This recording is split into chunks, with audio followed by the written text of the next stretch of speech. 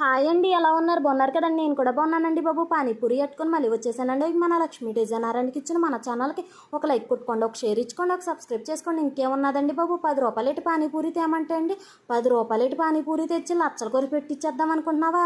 ఆ ₹1,00,000 ఉంటే గుండంకుల షాప్కి వెళ్ళి ఉన్న లక్షణంగా ఒక మంచి హారం కొంటానే బాబు అన్నారండి. అయ్యి బాబు, హారం ఉంటే తర్వాత చిద్దురుగా నా పొట్టలో పడిన హారం కోసం చూడండి బాబు అని అంటే పక్కనే ఉన్న విక్టరీ బజార్కి వెళ్ళండి, శుభ్రం కావాల్సినవి అన్నీ తీసుకొచ్చేసారండి. ఇంకేముందండి బాబు, టక్ టక్ టక్ టక్ అంటూ అన్నీ చేసేసి ప్రిపేర్ చేసేసి ఎట్టేస్తే అండి అయ్యి బాబాయ్ పాము గుడ్లు మింగేస్తుంది అంటారు చూసారా, అలా మింగేసండి.